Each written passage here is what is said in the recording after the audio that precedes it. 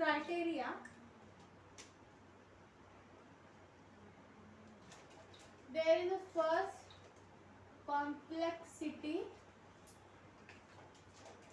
of structure,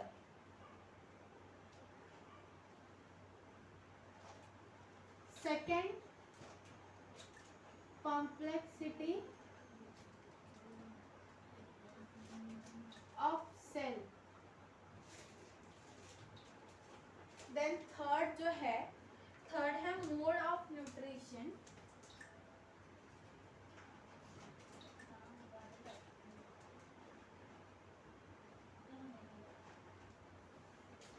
then fourth जो है वो है लाइफ स्टाइल, जो फिफ्थ जो है वो क्या है, photogenetic relationship.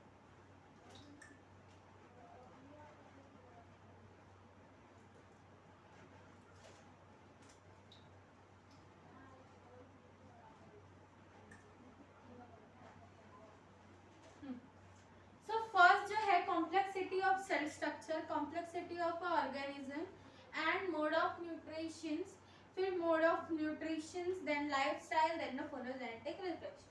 For this the classification consider the for this. अब ये स्ट्रक्चर है सेल, यानी आप ऑर्गेनिजम्स भी कह सकते हैं, because organism is made up of this. ठीक, कॉम्प्लेक्सिटी ऑफ स्ट्रक्चर जो है वो किस पे डिपेंड करता है, मतलब उसका स्ट्रक्चर कैसा होगा। जैसे हमारी बॉडी है, हमारी बॉडी कोई ना कोई स्ट्रक्चर पे डिपेंड करती है। कभी आपने क्ले का वो बना के देखा है, फोर्ट या फिर कोई भी चीज़ हम क्ले से जब बनाते हैं, फर्स्ट वी डिसाइड हाँ इसका स्ट्रक्चर ना ऐसा होना चाहिए, like this we have to draw, like this have to be show it, और like this we have to make it, ऐसा हमें स्ट्रक्चर बनाना होता है। Same thing happens here. अगर हमको कोई चीज़ें पढ़ना है तो हमें उसका क्राइटेरिया भी बनाना पड़ेगा स्ट्रक्चर के लिए। तो वो किस पे बेस करेगा, वो करेगा उसके प्रोकैरियोट्स यानी प्रोकैरियोटिक एंड यूकैरियोटिक।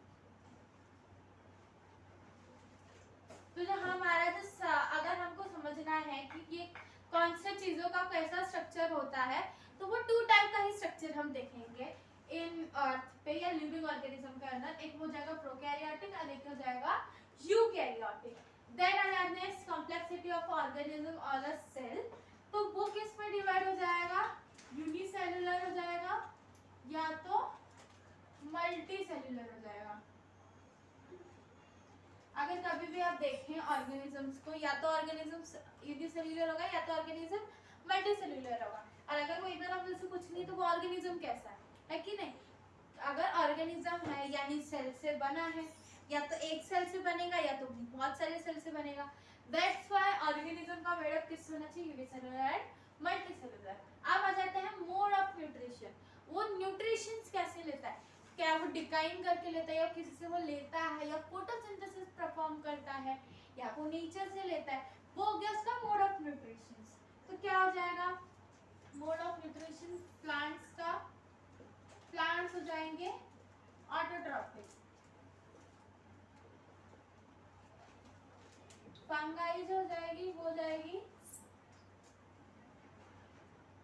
सैप्रोफाइटिक, और जो एनिमल हो जाएगा वो हो जाएगा हेटेरोट्रॉपिक। हो सकता है आप लोगों ने पहले भी पढ़ा हो हेटेरोट्रॉपिक, सैप्रोफाइटिक, ऑटोट्रॉपिक, हेटेरोट्रॉपिक क्या होता है, फिर भी मैं आपको बता देती हूँ। हेटेरोट्रॉपिक यानी जो खुद के फूड खुद से परफॉर्म करेंगे, they make their own foods. And fungi जो होता है सैप्रोफाइटिक, इसका मतलब हो गया ओन परफॉर्म, इसका मतलब हो गया डिकेइंग प्रोसेस, और इसको आप कह सकते हैं डिपेंड ऑन ऑटोट्रॉपिक। ठीक है, तो आप इन तीनों को ऐसे भी पढ़ सकते हैं। अगर प्लांट्स के बारे में बात की, बोला आपको किसने बोला हेटेरोट्रॉपिक का मीनिंग बता दो, तो आप कैसे बताओगे, हाँ भाई हेटेरोट्रॉपिक मतलब हमको बताया गया है ओन परफॉर्म जो करेंगे फूड को वो हो जाएंगे हेटेरोट्रॉपिक। फिर कोई पूछेगा आपको बोला सैप्रोफाइटिक क्या होता है, तो आप फिर भी बता सकते हैं हाँ भाई हमको पता है सैप्रोफाइटिक क्या होता है, डिकेइंग प्रोसेस होता है, यानी कोई एनिमल जब मर जाए उसके बाद जो उसका लेफ्ट ओवर फूड को जो डिकेड करेंगे, जो डिकेइंग करेंगे, जो सड़ाने का जो प्रोसेस होता है उसे कहते हैं सैप्रोफाइटिक। देन फिर एनिमल हेटेरोट्रॉपिक, एनिमल्स यानी हम क्या खुद के खाते हैं क्या हमें खुद से फूड मिलता है, नहीं, we depends on heterotrophic, we depends on plants ना, दैट्स व्हाई इन्हें हम बोलते हैं हेटेरोट्रॉपिक। तो इसका क्या हो जाएगा, depend on heterotrophic. It's that clear, ठीक है आगे बढ़ते हैं। फोर्थ आ जाएगा आपका lifestyle. Lifestyle it's most important. अभी आप देखोगे तो रिच के लाइफस्टाइल एंड पुअर के लाइफस्टाइल एंड मिडिल क्लास का लाइफस्टाइल अलग, you can see the difference between those lifestyle and you can understand the people by their living of lifestyle, yes or no। अभी कोई इंसान 4 रुपए की chocolate खा रहा है तो आप समझ सकते हैं हाँ भाई मिडिल क्लास वाला बंदा है। कोई इंसान खा रहा हो 15 20 30 40 50 वाली चॉकलेट तो आप बोल सकते हैं हाँ भाई बहुत रिच फैमिली से। एंड देन फिर वही कोई बच्चा खा रहा हो 2 रुपए की 1 रुपए की चॉकलेट, देन फिर सेइंग हाँ she is poor या he is poor or he cannot afford this। तो हम उनके लाइफस्टाइल से बता सकते हैं ना कि हाँ भाई वो बंदा कैसे है, क्या क्या कर, वो बात अलग है कि वो दिखा नहीं रहा है या वो जता नहीं रहा है, वो चीजें अलग हो जाती है, but we can understand the people by the living of a lifestyle. So lifestyle it's a very important for the classifications. अभी तक हमने थ्री क्लासिफिकेशन पढ़ लिए जो कि समझना इजी था।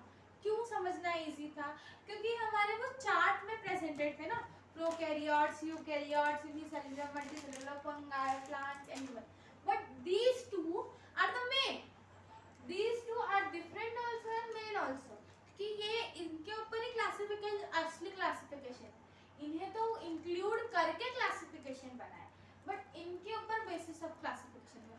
these are the two difference। if कोई भी आपसे पूछे कि क्राइटेरिया क्या होता है तो आपको दिमाग में क्लिक हो जाना चाहिए 3 जो क्लासिफिकेशन है वो डायग्राम में से है और 2 जो क्लासिफिकेशन है वो दूसरे में से है। ये क्लिक नहीं हुआ ना तो फिर you can not debit this criteria for the classification. आगे बढ़ते हैं, इतना बहुत है लाइफस्टाइल।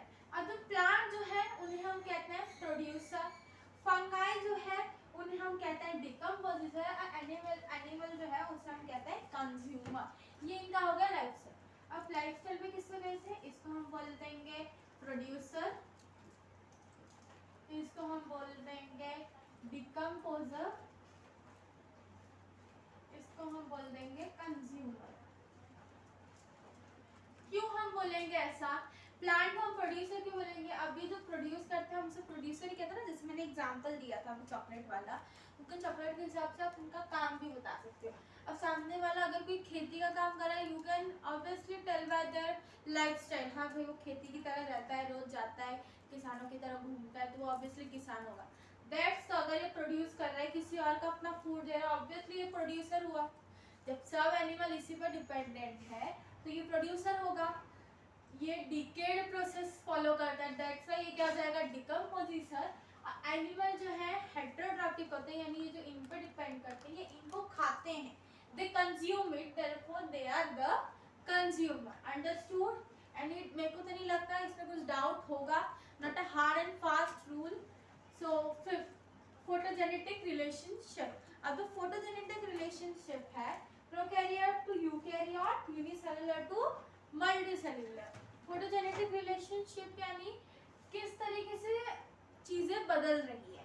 अभी जैसे आप देखें, जैसे अगर हम बोले प्रोकैरियोट से यूकैरियोट की तरफ जाए, यूनिसेलुलर से मल्टीसेलुलर, तो चीजें बदलती है, एनिमल्स बदलते हैं खुद ब खुद। अभी जैसे कि इसमें बात करूं, ये प्रोकैरियोटिक है एनिमल है एक, और एक यूकैरियोटिक एनिमल है।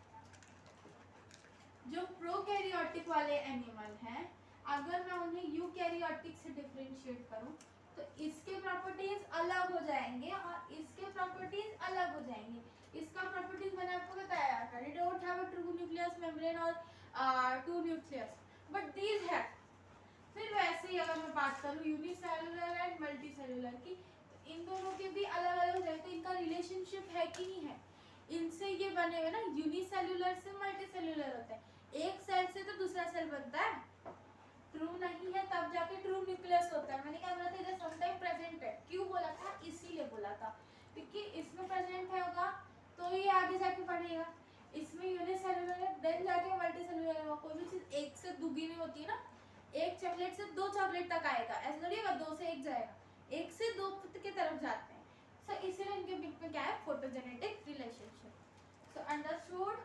क्राइटेरिया क्या है, फर्स्ट क्राइटेरिया है स्ट्रक्चर, सेल का structure, then organism, then mode of nutrition, then lifestyle and then photogenetic relationship.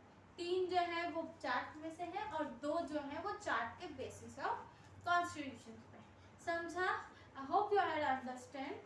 आगे के टॉपिक पर चलते हैं। आगे का टॉपिक है प्रोटिस्ट के बारे में, किंगडम्स का स्ट्रक्चर और उनके कैरेक्टरिस्टिक्स पढ़ना है।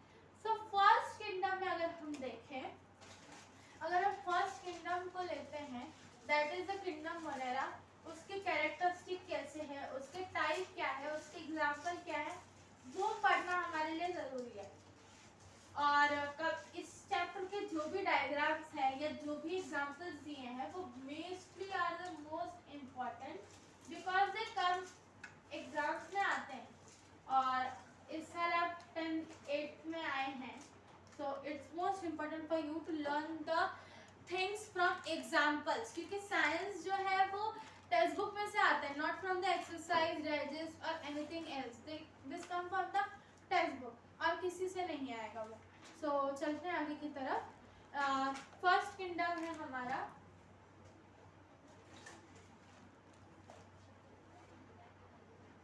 Kingdom first Monera. इसका स्ट्रक्चर कैसा है पहले वो देख लेते हैं। Moving small rod like microbes,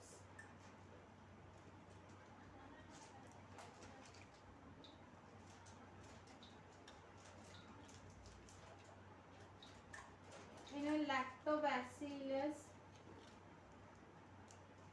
बैसिलिबैक्टर भी बोला जाता है। देन उसके बाद bacteria and blue green algae are included। ये तो हो गया इनका स्ट्रक्चर। देन फिर इनका कैरेक्टरिस्टिक्स पढ़ते हैं।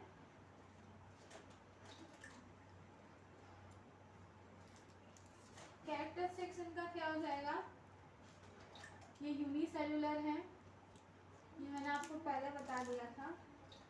ये ऑटोट्रॉपिक भी हो सकते हैं या हेटेरोट्रॉपिक भी हो सकते हैं। उसके बाद ये प्रोकैरियोट्स होते हैं, इनके पास प्रोकैरियोटिक सेल्स होते हैं विदाउट न्यूक्लियस, जैसे मैंने आपको बोला they don't have a true nucleus. बढ़ते हैं चीज़ों को। अभी आप जो डायग्राम देख रहे हैं इसमें बहुत ज़्यादा ऑर्गेनिजम्स प्रेजेंटेड हैं।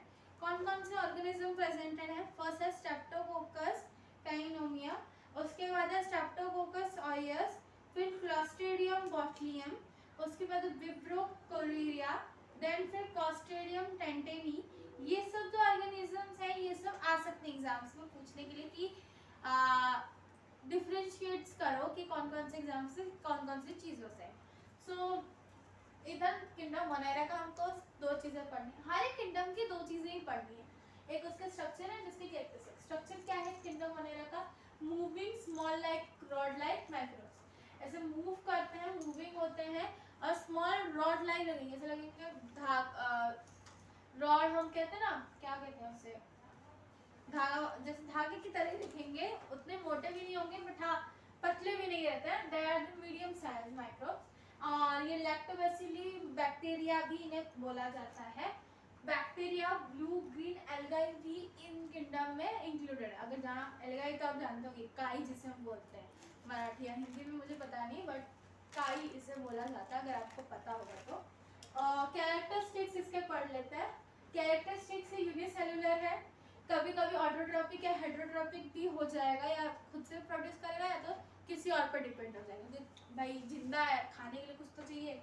फिर प्रोकैरियोटिक सेल होते हैं इनके पास जिनमें न्यूक्लियस नहीं होता, जैसे मैंने पहले बताया था, फॉल्स न्यूक्लियस होता है, ट्रू न्यूक्लियस नहीं होता। आगे चलते हैं किंगडम 2 पे।